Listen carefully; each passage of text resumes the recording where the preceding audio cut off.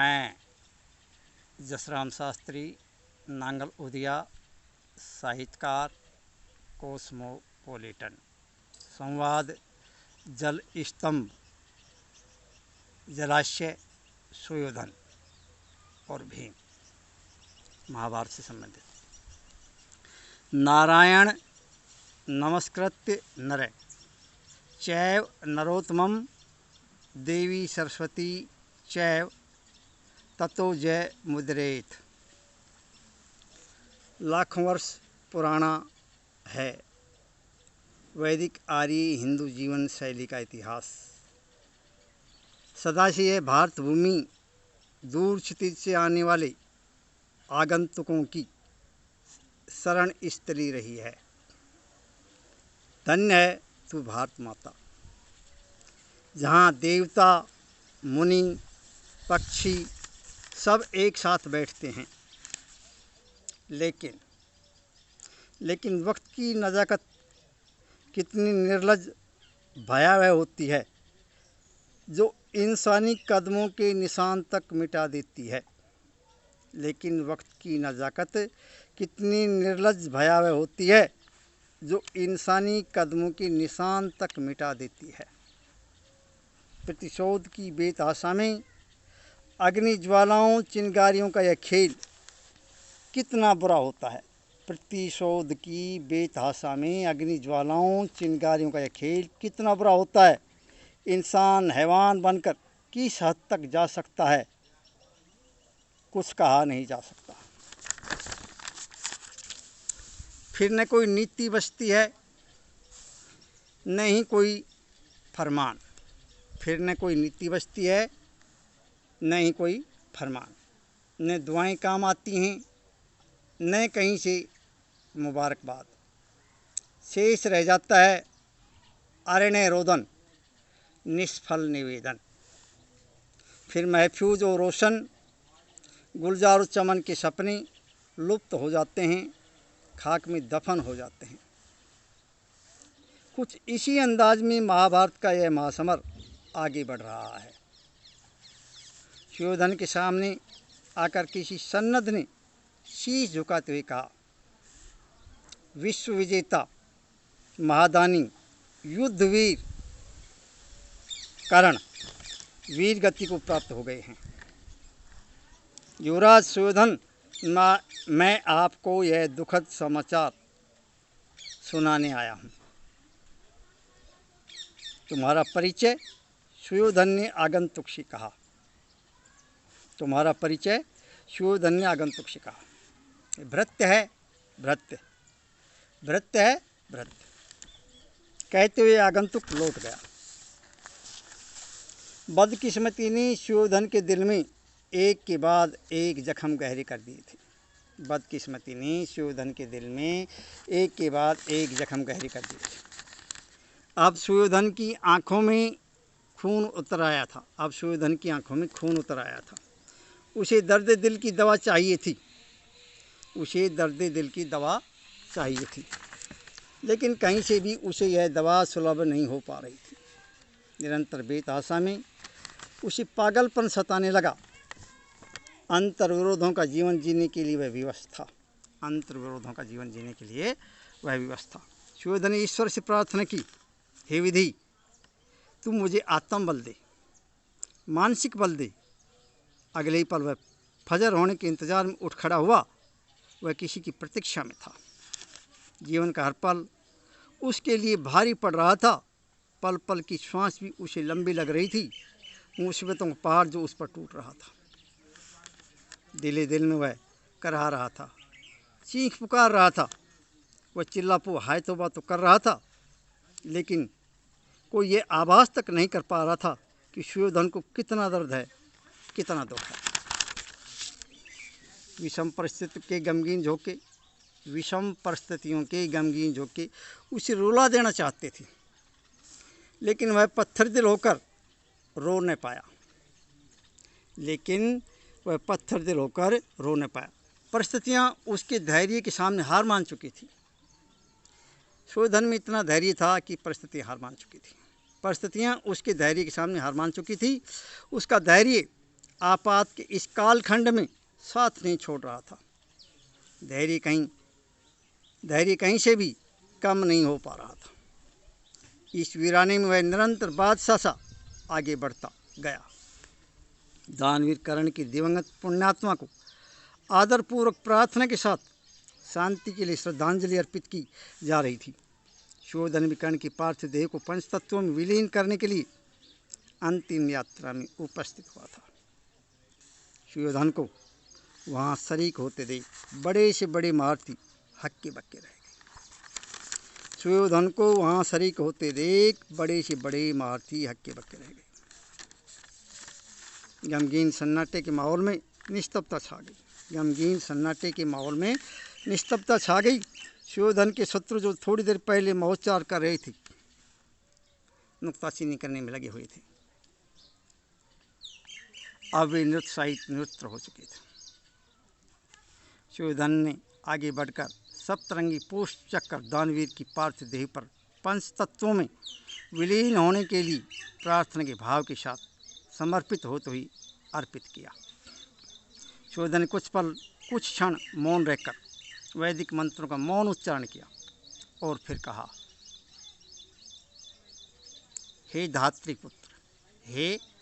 धात्रीपुत्र, मेरे धर्म भाई, मेरे मित्र, हे महान सेनानायक, आपने जन्नत क़यामत के लिए धर्म युद्ध किया।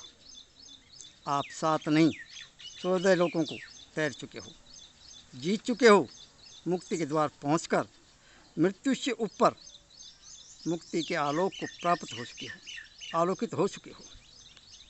हे रणधीर, मरने वालों का मित्र उसके द्वारा दिया हुआ दान होता है। सुयोधन ने कहा, हे रणधीर, मरने वालों का मित्र उसके द्वारा दिया हुआ दान होता है। सार्थ प्रवस्तो मित्र भार्या मित्र ग्रह सतः आतुरस्य भीषण मित्रम दान मित्र मरिष्यत। आतुरस्य भीषण मित्रम दान मित्र मरिष्यत। आपके साथ मेरा भी अहो भाग्य है। आप वीर गति को प्राप्त होकर महाप्रयाण देवलोक गमन कर गई।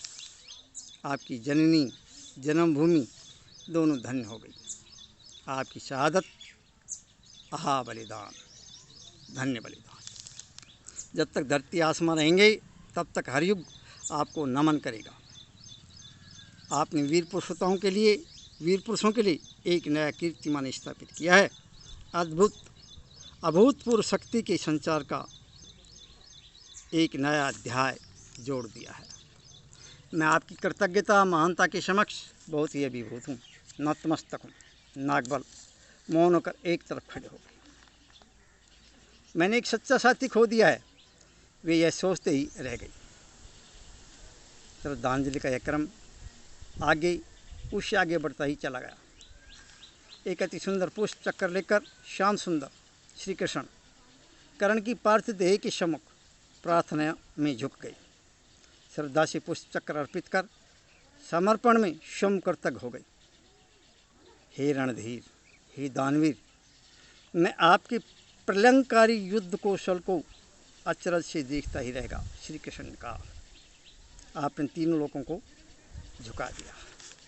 श्री कृष्ण ने कहा,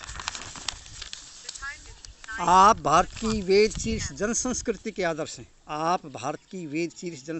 के आदर्श हैं। प्रलोभन माया से दूर रही।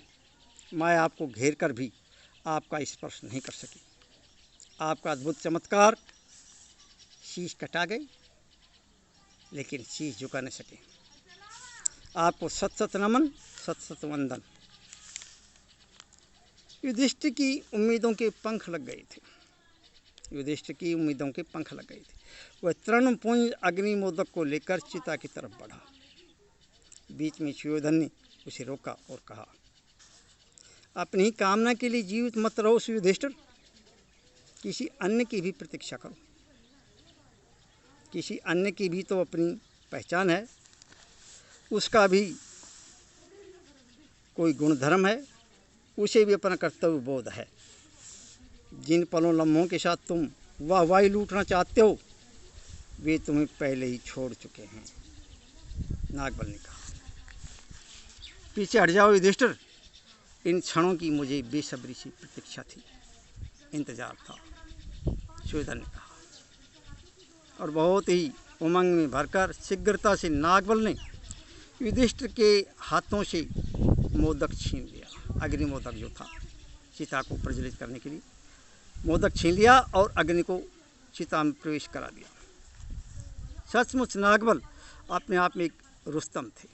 सचमुच नागबल अपने आप में एक रुस्तम थे, जो समाज की प्रासंगिकता को कायम रखने के लिए अपने आप में अचरज भरा संदेश था कर्तव्यबोध का। अकेले रहकर भी विषम परिस्थितियों की दिशा को बदल दिया था। उसके लिए समय अग्नि परीक्षा से गुजर रहा था और नागबल उसमें उत्तीर्ण हुए थे। धक धक कर चिता जलने लगी। शीघ्र ही अंतिम यात्रा का यह सिलसिला अपने मुकाम तक पहुंच गया। उठकर लोग इधर से उधर जाने लगे। सुयोधन एक विशाल जलाशय की तरफ चल दिया। सुयोधन का पीछा पांडुपुत्रों ने किया। वह आत्म प्रवंचना में खुद धोखा खाने से बचना चाहता था। सुयोधन आत्मरक्षा का कोई उपाय ढूंढना चाहता था। अब उसके पास न कोई गदा थी, न कोई कवच था, न रथ था, न कोई सारथी था, न कोई इसका हितैषी था, चश्मदीद साक्षी था, न कोई चश्मदीद साक्षी था। आत्मरक्षा के लिए वह जलाशय की शरण में प्रवेश लेना चाहता था, क्योंकि वह अकेला पड़ गया था। अब उसके दिल में गहरी गमगीन निस्तब्धता थी। उसी कर्ण की फिर से याद आई। वह फिर से विचार मगन हो गया। उसने दोबारा से अपने आप को कहा, मैंने एक महान संग्रामिक खो दिया है। मैं कितना दुर्भाग्यशाली हूँ।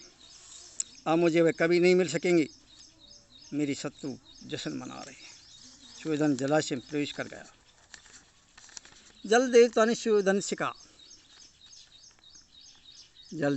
सुयोधन के दिल में तरह तरह के चलते अंतर्द्वंद, मौन विस्तार और गहराई के भाव देखे। जल देवता ने नागबल से कहा, रुको, रणोन्माद में कहाँ प्रवेश कर रहे हो? जल देवता ने कहा, पहले मेरे प्रश्नों के उत्तर दो नागबल। मेरे प्रश्नों के उत्तर देने के बाद ही मैं तुम्हें अपनी शरण में ले सकूंगा। अब तुम किस तरह का रण करोगे? किस तरह से नीतियों का पालन करोगे? पहले तुम अपने सामर्थ्य का परिचय दो। जब तुम्हारे पास में अस्त्र शस्त्र ही नहीं है तो क्या चमत्कार करोगे? जल देवता ने कहा। नागबल ने जल देवता को सिजदे में इबादत की, फरियाद करते हुए कहा, हे देव, अब मैं सन्मार्ग योधी बनकर रण करने का संकल्प पूरा करूँगा। हे देव, अब मैं सन्मार्ग योधी बनकर रण करने का संकल्प पूरा करूँगा। नागबल ने विनम्रता और निर्भयता से उत्तर दिया, अभी मैं स्वयं जीवित हूँ। जल देवता के लिए सुयोधन का यह अपने आप में अचरज भरा परिचय था। मैं मेरे शत्रुओं को धर्म युद्ध से जीत कर उन्हें नष्ट कर दूंगा।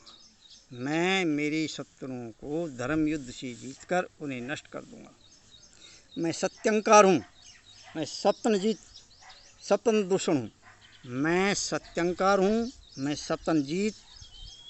दूषण हूँ। इस रण की बलिवेदी पर मैं अंतिम अपने प्राणों की आहुति देकर चलाए गए सप्ततंतु यज्ञ को पूरा करूँगा। इस रण की बलिवेदी पर मैं अंतिम अपने प्राणों की आहुति देकर चलाए गए सप्ततंतु यज्ञ को पूरा करूँगा। सुयोधन ने कहा, हे देव, अब मेरे जीवन का अंतिम शेष अर्थ और अभिप्राय यही है, मैं इस युद्ध की सिद्धि की अंतिम बार काम आई गई हव्य समेधा हूँ, क्योंकि यह यज्ञ ईश्वरेच्छा की सिद्धि है। ईश्वरेच्छा से सिद्ध हो रहा है, चल रहा है। मैं तो उस सिद्धि की निमित्त मात्र कामना हूँ। सुयोधन ने कहा, सृजन तो शुम ब्रह्ममय है। सुयोधन ने कुछ पल अपने शब्दों को विराम देना चाहा और फिर कहा, हे देव, मैं शमशूर हूँ, वीर गति को प्राप्त होने वाला योद्धा। यही मेरा शांतपन है। हे देव, मैं शमशूर हूँ, वीर गति को प्राप्त होने वाला योद्धा। ये मेरा शांतपन है, मेरा कठोर व्रत है, मेरा संकल्प है। इस तरह से परिचय देने के बाद सुयोधन की आंखों से खुशी की अश्रु सानंद दादू बहने लगे। जलदेवता ने सुयोधन को शरण में लेकर कहा, जलदेवता ने सुयोधन को शरण में लेकर कहा, हे नागबल, अब तुम धर्म युद्ध ही करोगे। हे नागबल, अब तुम धर्म युद्ध ही करोगे तो फिर सुनो, इसे तुम अपना मृत्यु गीत मान लो, इसे तुम अपना मृत्यु गीत मान लो। और जलदेवता ने कहा, तपो ब्रह्म, तपो ब्रह्म, तभी ब्रह्म है, इसके सिवा कुछ भी सत्य नहीं है। हे नागबल, तप के द्वारा, साधना के द्वारा, अनुभूति के द्वारा उस ईश्वर का, सत्य का आभास करो। ब्रह्म की स्वरूप प्रकृति को समझो। तुम अब अपनी प्रकृति का पुनर्निर्माण करो। ईश्वर जीव और प्रकृति को समझो। आध्यात्मिक पूर्णता की खोज में परिव्राजक बनो। मार्ग न करो, मार्ग न करो, मार्ग न करो। और फिर जल देवता अदृश्य हो गई। सुयोधन ने तेजस्विता में जल की गहराइयों में प्रवेश कर लिया, जल की गहराई में उतर गई।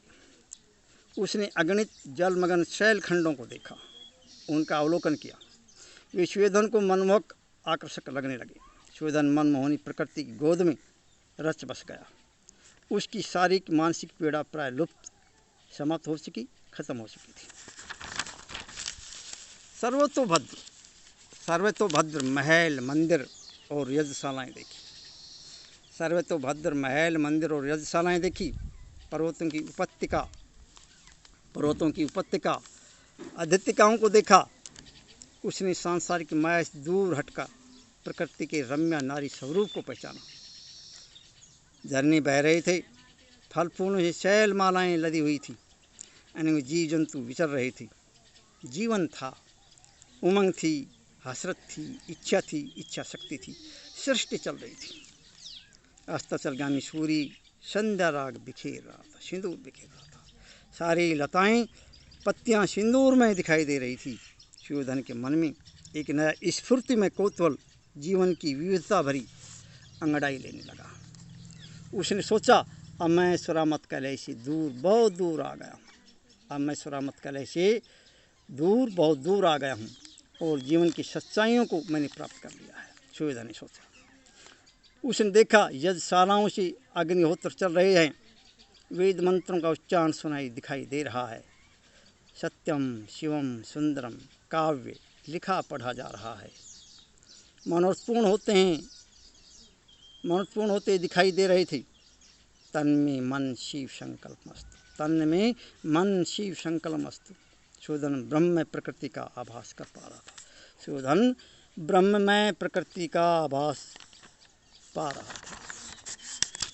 लेकिन भीम, अर्जुन और पांडव सेना के अनेकों महारथियों का जलाशय के एक तीर पर, एक छोर पर जमघट लग रहा था। वे सुयोधन को अश्लील अभद्र गालियाँ दे रहे थे, चुनौतियाँ दे रहे थे। उसे हत्यारा, मौतों का सौदागर, जलदस्यु कह कहकर उसका, सुयोधन का उपहास कर रहे थे। उसे नीचा दिखा रहे थे। ऊंचे पर्वत शिखरों से द्रव्य यज्ञ, तप यज्ञ, ज्ञान यज्ञ चल रहा था। उपस्थित प्राणी प्रेमामृत, ज्ञानामृत, शरणामृत का पान कर अहोभाग्य मना रहे थे। सुयोधन पांडुपुत्रों के द्वारा किए गए तिरस्कार को पचा नहीं पाया, सहन नहीं कर पाया। वह बहुत ही आहत दिल से, बहुत ही दुखी दिल से जलाशय के किनारे आया और कहने लगा, यदि तुम इतने बलशाली हो, इतने योद्धा हो, इतने महारथी हो, तो मुझसे युद्ध करो और जल में प्रवेश कर जाओ, जल में प्रवेश कर जाओ। सुयोधन का अंग प्रत्यंग अब भी घावों से भरा पड़ा था, अब भी उसके रोम रोम से शोणित बह रहा था। सुयोधन के अंग प्रत्यंग से अब भी शोणित बह रहा था, वह घावों से भरा पड़ा था। लेकिन पांडुपुत्रों में इतना साहस कहाँ था। पांडुपुत्रों में न जितनी शक्ति थी, न साहस था जो कि जलाशय में वे प्रवेश कर सकें, और सामर्थ्य कहाँ था कि वे जल की गहराइयों में उतरकर सुयोधन को ललकार सकें, उससे जल स्तंभ युद्ध कर सकें, उससे जल स्तंभ युद्ध कर सकें। भीम अर्जुन ने कहा, लगता है तुम्हें जीवन का मोह सताने लगा है। भीम अर्जुन ने सुयोधन से कहा, लगता है तुम्हें जीवन का मोह सताने लगा। तुम्हारा एक भाई भी जीवित नहीं है, अब तुम्हारा एक भाई भी जीवित नहीं है। भीम ने कहा, मैं तुम्हें यमलोक अवश्य पहुंचाऊंगा, मैं तुम्हें यमलोक अवश्य पहुंचाऊंगा। अपने आप को क्षत्रिय मानते हो तो जल से बाहर आकर मरो या मारो, सियार बनकर कब तक मादमी घुर में छिपे रह सकोगे। निस्तेज होकर सो जाओ, भीम ने फिर कहा। सुयोधन एक भारी विशाल गदा लेकर जल से बाहर निकल आया। सुयोधन एक भारी विशाल गदा लेकर जल से बाहर निकल आया। जो जल देवता ने उसे सन्मार्ग योद्धी बने रहने के संकल्प के साथ भेंट की थी, जो जल देवता ने उसी सन्मार्ग योद्धी बने रहने के संकल्प के साथ भेंट की थी, भारी गदा। पांडुपुत्र गदा को देखकर दंग रह गए, दुखी हो गए। उन्होंने इतनी भारी और विशाल गदा कभी नहीं देखी थी। दोनों नागबल आपस में आ भिड़े, दोनों त्वरित, दोनों तेज, दोनों में अद्भुत पराक्रम, अद्भुत गदा चातुकारी, रण कौशल में दोनों समान। लगता था यह युद्ध कोई सामान्य योद्धाओं के बीच नहीं हो रहा, यह युद्ध तो धरती के अद्वितीय गदाधारियों के बीच लड़ा जा रहा है, चल रहा है। एक लंबे समय के बाद सुयोधन का भीषण प्रहार, प्रचंड गदा प्रहार भीम पर भारी पड़ने लगा। सुयोधन का भीषण प्रचंड गदा प्रहार भीम पर भारी पड़ने लगा। उसके पैरों तले की मिट्टी खिसकने लगी। अब तो सुयोधन एक के बाद एक तेज प्रहार करने लगा। भीम पर मुसीबतों का पहाड़ टूट गया। भीम ने ऐसा भयानक युद्ध तो कभी ने तो देखा था और नहीं लड़ा था। जरासंध से भी उसका ऐसा युद्ध नहीं हुआ था जैसा आज सुयोधन से हो रहा था। पांडव सेना के महारथियों ने सुयोधन के रुद्र रूप को देखा तो वे मायूसी में सिकुड़ गए थे, हक्के बक्के रह गए थे। अब सुयोधन जीत के बहुत ही निकट पहुंच गया था। सुयोधन ने सिंह गर्जना से अट्टहास किया और कहा, अब मैं तुम सबको नागलोक भेज कर ही दम दूंगा। सुयोधन ने सिंह गर्जना से अट्टहास किया और कहा, मैं तुम सबको नागलोक भेज कर ही दम दूंगा। भीम हताश और हैरान रह गया था। भीम हताश और हैरान रह गया था। कृष्ण यह देखकर बहुत ही दुखी हुए। नीति बीज ने असत्य का सहारा लिया। श्री कृष्ण ने असत्य का सहारा लिया और भीम से कहा, तोड़ दो इस पापी की दोनों जंघा। भीम ने सुयोधन की जंघाओं पर एक के बाद एक प्रहार किए। सुयोधन मूर्छित होकर धरा पर गिर पड़ा। अब कायरता थरक थरक कर अट्टहास कर रही थी। कायरता यानी कि पांडव दल के लोग।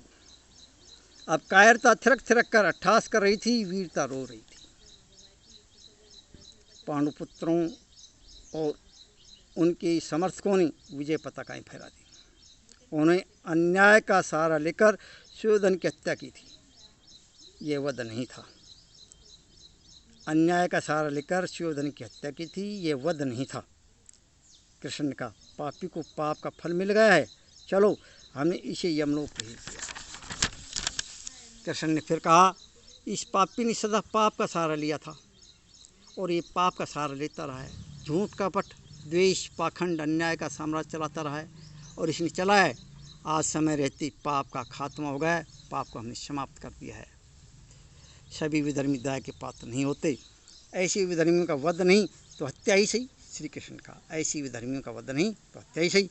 यह बहुत ही बलशाली मायावी सिंधु बल था। ये बहुत ही बलशाली मायावी सिंधु बल था। राक्षस था, राक्षसी वृत्ति का था। इसलिए सत्य का सहारा लेकर हमने इस पर विजय प्राप्त की है। श्री कृष्ण ने कहा, लेकिन अंत में धर्म युद्ध करता हुआ वीर गति को प्राप्त हो गया। अंत में सुयोधन धर्म युद्ध करता हुआ वीर गति को प्राप्त हो गया और मुक्ति के द्वार पहुंचकर सदा सदा जीवन मरण के बंधनों से मुक्त हो गया।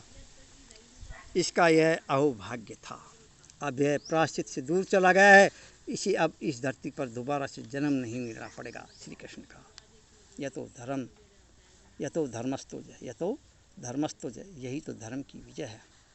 जसराम शास्त्री, नांगलोदिया, साहित्यकार, कॉस्मोपॉलिटन। नांगलोदिया जसाई के पास में है। जसाई राजवाड़ा भिखावास बीजवाड़ चौहान, यह मेरा गांव पड़ता है। नांगलोदिया बीजवाड़ चौहान, इधर जसाई है, भिकास है, राजवाड़ा है, मुंडनवाड़ा कला है। जसराम शास्त्री, नांगलोदिया। जय हिंद, जय भारत। संवाद जल स्तंभ। जलाशय सुयोधन।